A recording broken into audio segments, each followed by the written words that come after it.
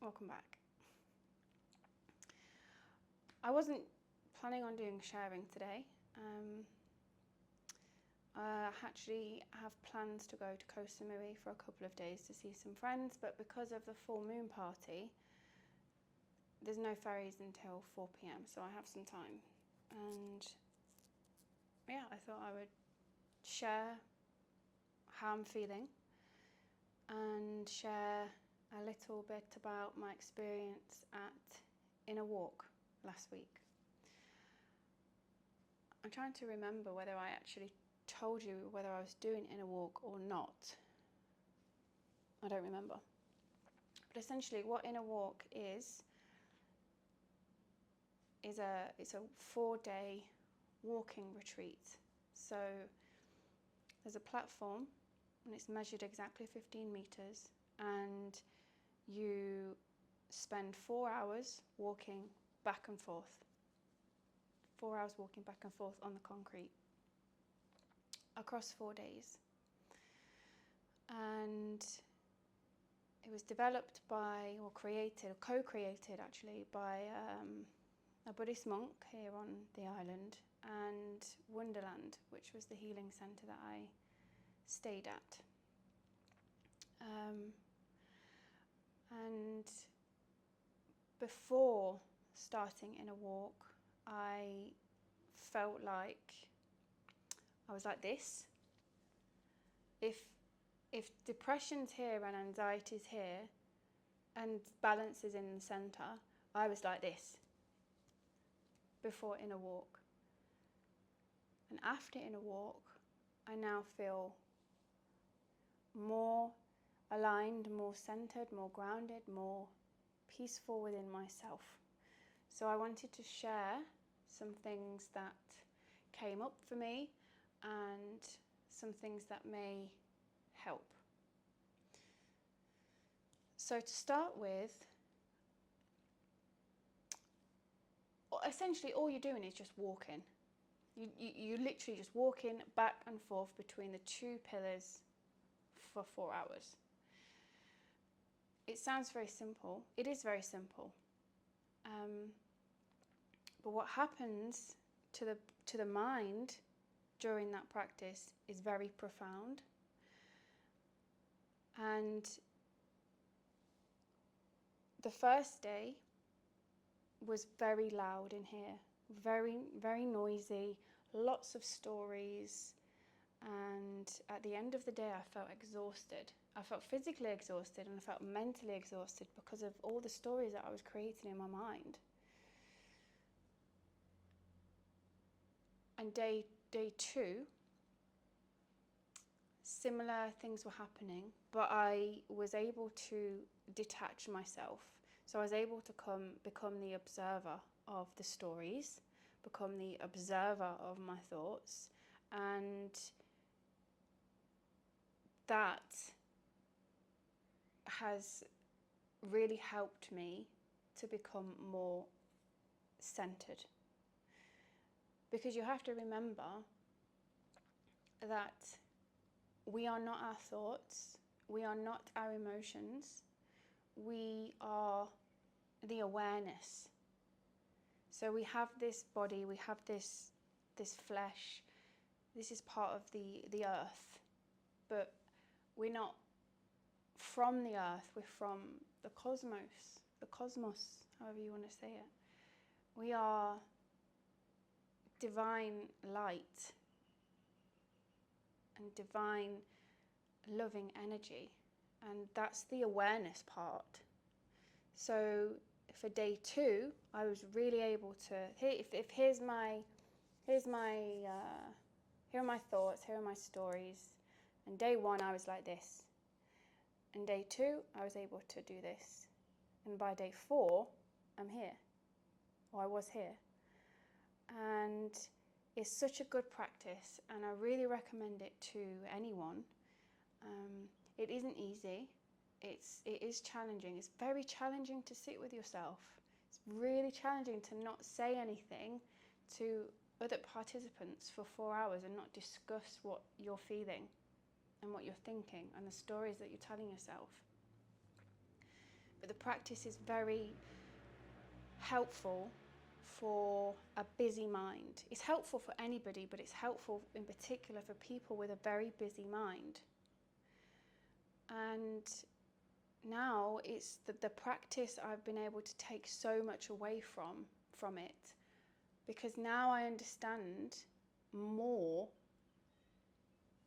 when I'm telling myself a story. I can now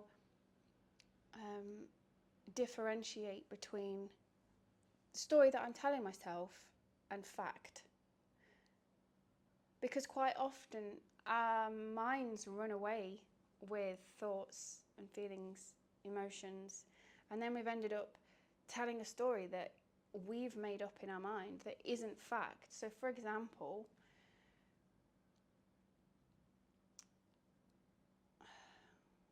what's a good example? I'll use the example that the facilitator used. That you're driving in your car to work, and you're running a little late, and then you hit traffic, and then you tell yourself, oh, I'm going to be late. My boss is going to be there today. She's going to tell me off because she's going to notice that I'm late. And she told me that to not be late last week. So she's probably going to fire me and I'm going to be without a job. And then what am I going to do about money? How am I going to survive? I'm going to lose my house. I'm going to let down my family, and then I'll be living on the street. That's an example of how the story can run away with you, and that's not actually fact. And how that turns into such a negative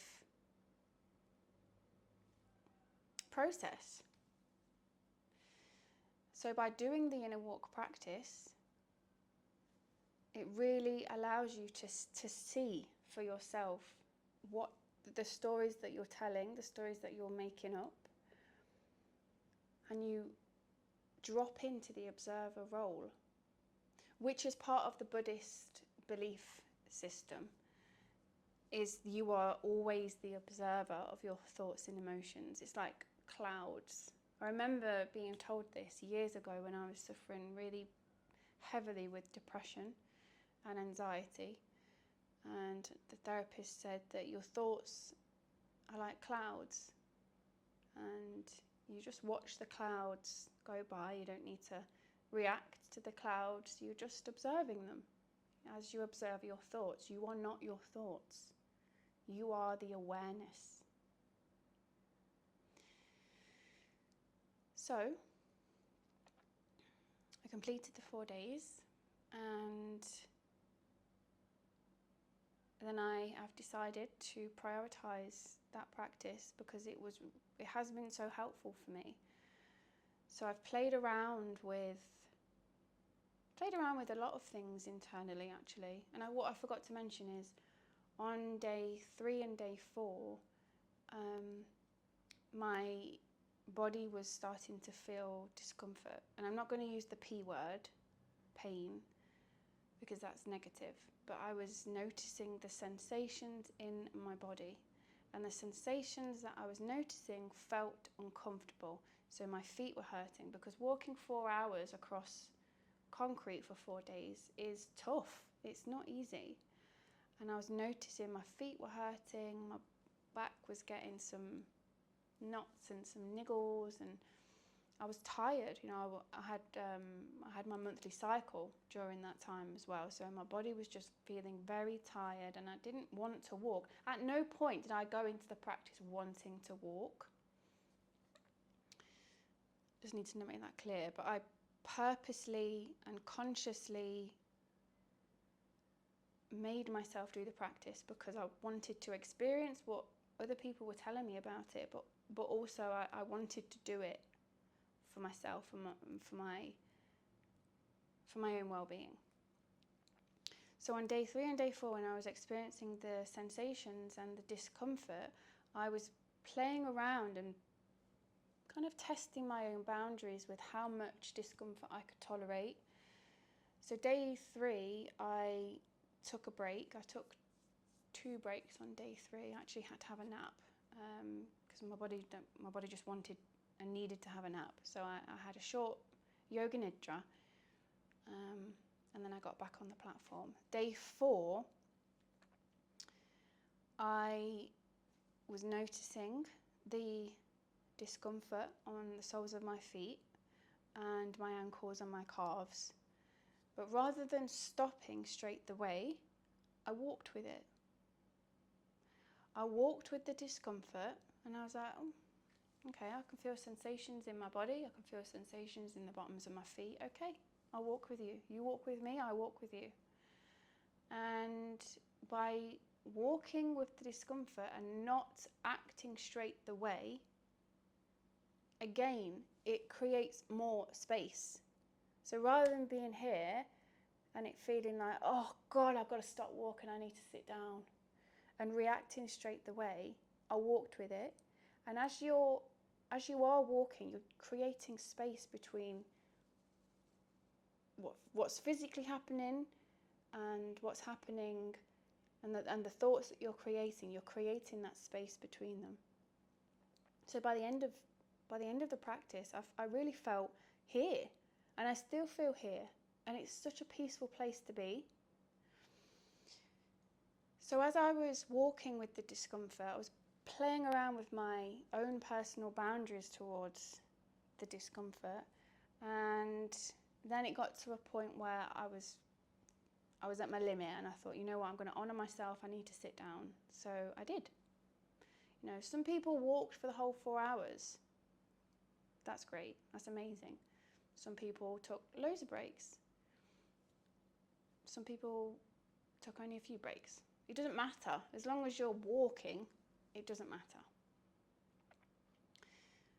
So, yeah, I guess the takeaway from that would be to try to be the observer. Try to do self-inquiry as much as you can. Or I'm feeling a pain in my shoulder. Okay, cool. Or I'm feeling a sensation in my knee. Okay, cool. Maybe you could ask yourself, where has it come from? Or, because a very strange thing happened actually. The body, when you're just walking back and forth and the mind is just doing what it needs to do, and I'll use the example of a dog. So if you've got a very lively dog that when you take it off the lead, it runs across all the fields and it's jumping and it's having a great time. That's what your mind does when it's left on its own. And the practice of walking back and forth, you're just allowing your mind to do what it naturally does, which is this, which is like a dog in a field, enjoying itself. So when you allow the mind to do what it needs to do, things start to happen in the body, because you're not used to not doing anything. So what for me, what was happening was my body was creating itches. So I'd have an itch on my face, or an itch on my arm or my leg. On the first day I would scratch the itch. On the second day I would observe the itch. And the very strange thing happens when you observe the itch. The itch disappears. Completely goes. Because your mind's made it up. Your mind's made up the itch because it's looking for something to do. Or your body's looking for something to do, sorry. Because it's not used to not doing anything. So what was happening was I was observing the itch. So for example, the itch is on my leg. And I was observing the itch. And then the itch disappeared from here and it came here. And then it would disappear from here and it would go here. And then it would disappear from here and then it would just go. Really, really, just a really bizarre thing that happens. But the takeaway from that is to not always react. Always try to create space. Because when you create space, you can then have some discernment about you to see whether you need to react or whether you don't.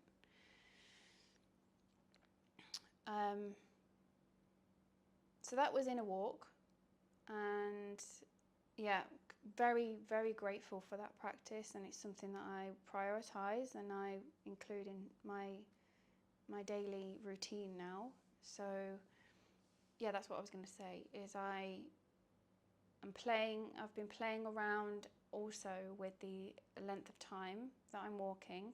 So 4 hours is a lot, and it's designed that way. It's designed to be challenging.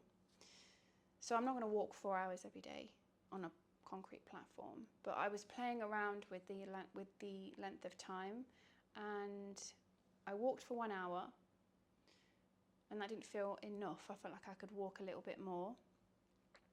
And then I planned to walk for 2 hours on the full moon, but I stopped after 90 minutes because 90 minutes felt like a sweet spot for me. So I will continue to aim to walk for 90 minutes every day.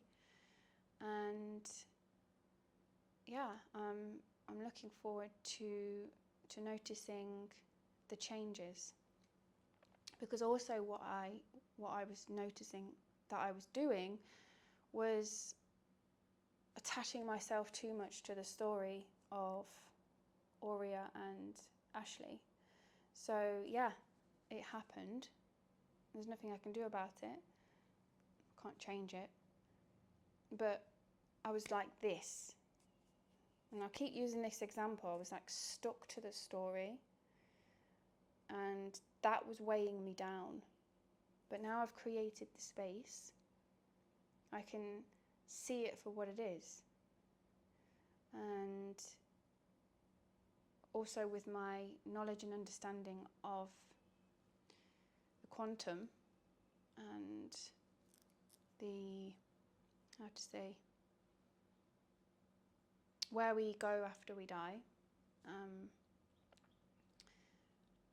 If you're not familiar with where we go after we die, maybe I could do another video on that. Actually, I'll save that for another day because I need to draw. But if you didn't know, which you won't know because I've not shared it anywhere, apart from on my social media, but I am training to. I'm in training. Sorry, to become a Let me start again. I am in training to become a quantum healer hypnotherapist, and it was created and developed by a lady called Dolores Cannon, who has sadly passed away, but she's still very much alive in her technique. And she's done a whole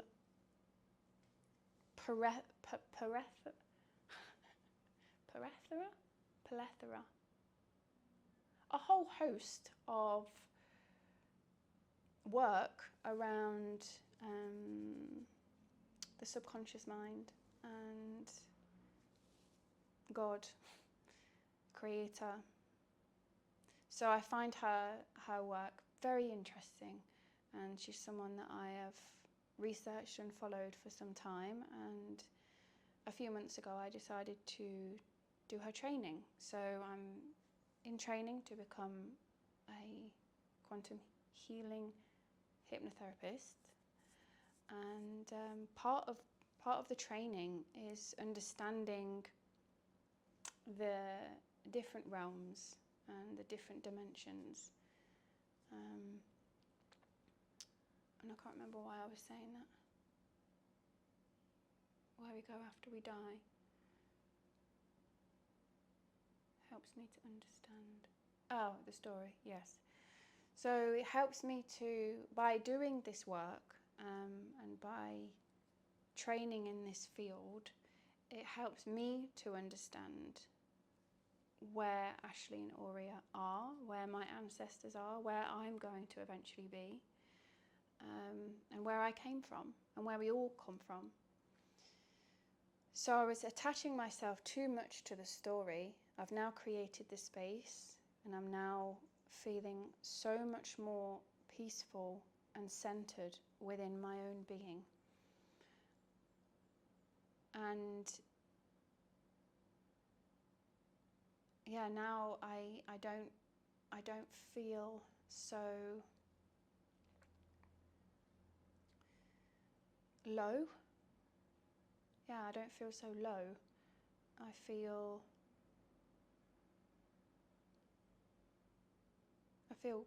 quite grounded at the moment, and I don't feel so chaotic. I feel like this. And I remember when I came back from India after doing my yoga teacher training in September, October of last year, I had the same feeling as I do now, because I'd done so much meditation, and yoga is a fantastic practice. And I fell out of practice with yoga. And I got my yoga mat out this morning, I put it on the balcony, I did some stretches, and I remember how amazing it makes me feel. So I'm really just in a place now of trying to figure out what to do with my day that is of the highest good and that will keep me elevated and not bring me down. So in a walk for 90 minutes, yoga, sauna and cold plunge. Because with the sauna, so when I was in Wonderland, I experienced what I can only describe as complete euphoria in the sauna.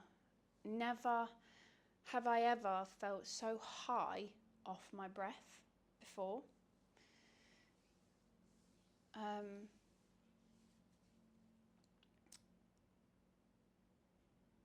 And the sauna and the cold plunge is an expansion and then it's a contraction.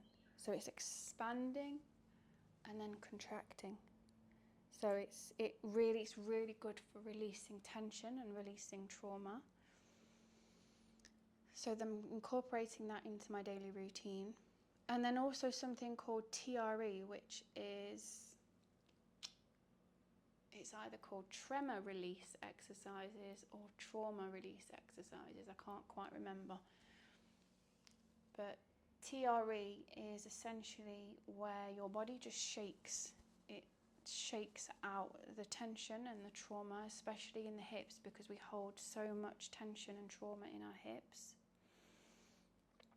And there's a particular set of exercises that you do in TRE which tie the legs out, and then you lay down. Maybe I could demonstrate one time, but you lay down and you have your feet in like a butterfly position, and you bring your legs closer and closer together, and they just involuntarily shake. And particularly when I do it, my whole body shakes. So it starts in my hips and then it radiates up and down. So that's a really good practice to,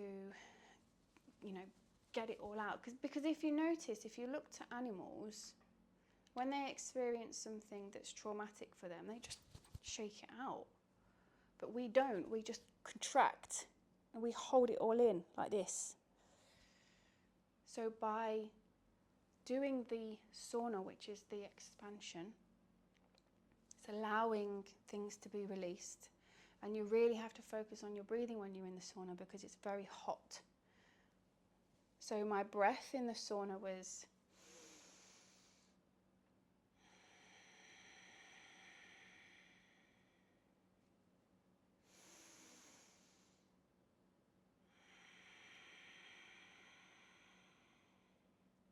so when you're doing deep breathing, your belly needs to come out. It's like you're pushing your belly out. And when you exhale, your belly comes in towards the spine. And I was doing that breath for a good 5 minutes, very long, very deep breathing. I actually wasn't breathing through my nose, sorry, I was breathing through my mouth because it was too hot in there.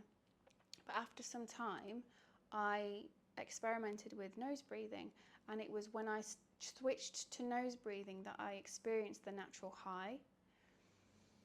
It was absolutely amazing, and I could have stayed in there for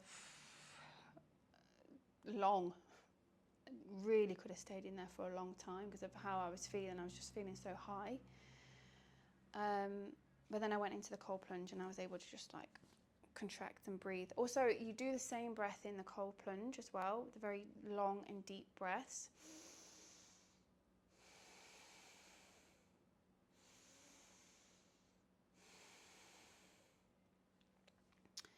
And I just want to mention breath work for a minute here, because breath work is a very, very powerful practice.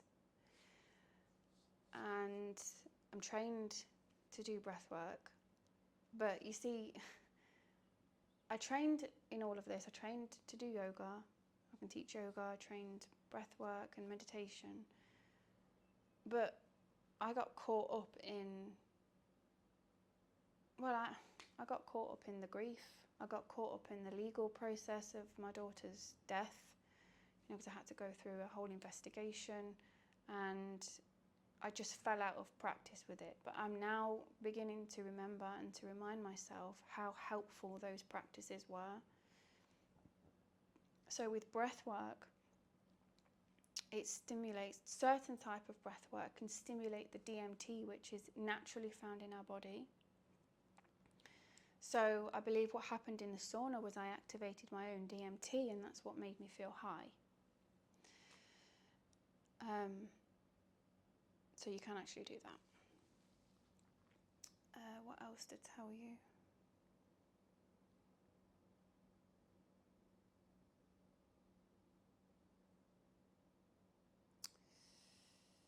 I'm speaking more to God and Creator, to Aurea, and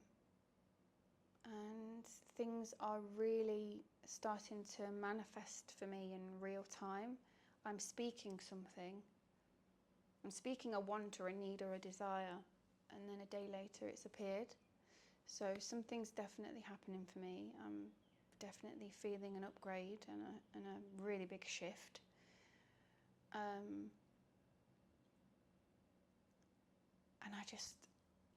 I just love doing this work. I'm so proud of myself. I'm so proud of myself for doing the work, because it's not for the faint-hearted. It's not for everybody. It's definitely not for the weak, because healing yourself is messy at times. I've sat in this chair, even after doing it in a walk. It brought up a lot of things for me, and I've sat in this chair and I've sobbed. I've had to let go to people that are no longer serving me at my highest, and some of those people are very close to me. So I've really gone through another phase of grieving, which has been painful, but it's actually a form of self-care to to let go of things that are hurting you, regardless of who they are. So yeah, I've gone through many deaths and rebirths within the last week and a bit, and it's definitely been on its own a journey, the walking and the meditation, and what it's, the feelings and emotions that it's brought up, and things that I thought that I'd cleared, but clearly I hadn't cleared, because they were still coming up and still making me feel a certain way. And that's the beauty of doing this healing, because you just come to accept, and it's in acceptance that we can be more peaceful with ourselves.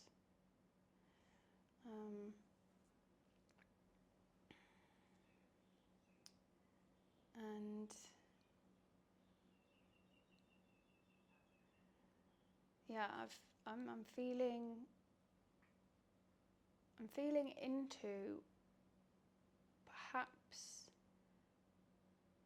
sharing a little bit more about my healing so far. I mentioned it in a few videos prior to this one, but I'm feeling to share the healing that I've done up until this point, because I've done a lot. What you're seeing now, this is, I'm 3 years into my healing journey. So I already have a bit of an awareness. I already had some awareness of myself, but by doing more practices and more, it's an experiment. I'm experimenting with all these different modalities of healing and finding ones that work for me. And when I was sharing about God and how Jesus had saved me, yeah, he absolutely has saved me. The teachings of Yeshua and Christianity, parts of Christianity, the original Christianity, the pure and loving parts of Christianity have really helped me, but so has Buddhism, so has plant medicine, so has meditation, so has Hinduism, so has yoga. So there's all sorts of things that I've been doing. It's not just one thing, because I don't believe in one size fits all. And I enjoy this path that I've chosen. I enjoy healing myself. I enjoy the self-inquiry, because if we can master ourselves, we've mastered the universe, we've mastered life. Because once you understand that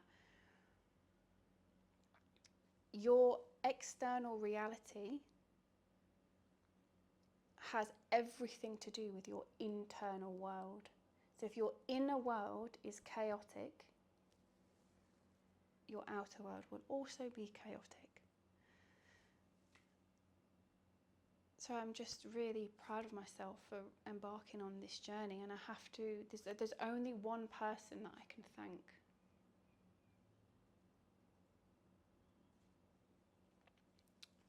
And that's Aurea.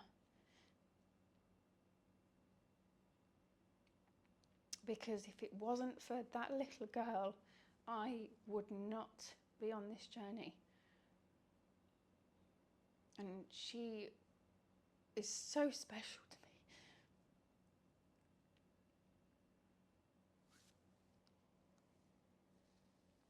If it wasn't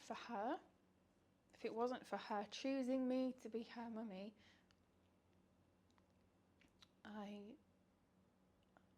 I'd still be on a path of self-destruction and self-sabotage and self-hate. And who knows, I may not even be sat here if it wasn't for that little girl. She's really an angel to me. So I have to thank her for her light and her guidance and her happiness and her joy, because she instilled all of that in me. And she was my catalyst to change and to step off the path of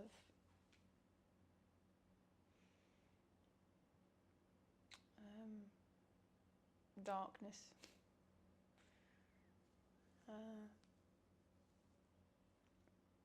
And to embark on this self-discovery journey, discovering who I am and peeling back all the layers and getting rid of all the crap, all the ancestral trauma and generational curses. They stop with me. I am the shield, and I was the shield between Aurea and what I'd experienced. I didn't want her to experience the same as me, so I embarked on the journey of self-discovery and healing. So I give all my thanks to my daughter, Aurea Rose.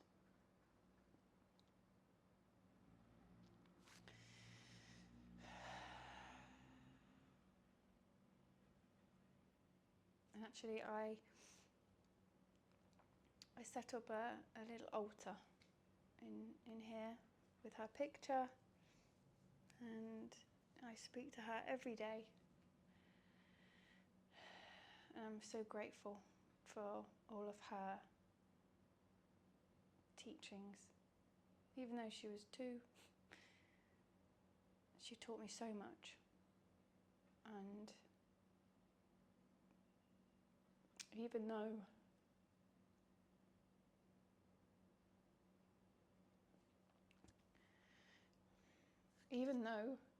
I miss her every day,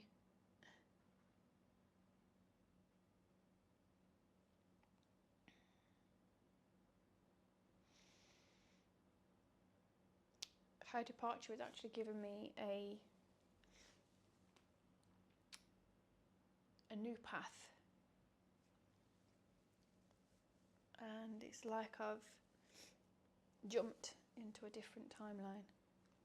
So this new timeline that I'm on, I don't have any space for negativity. I don't have space for anyone that is down here doing low vibrational things.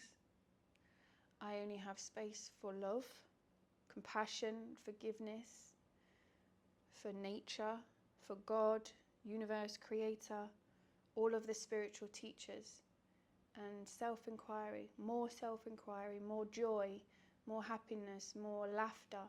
I only have space for that.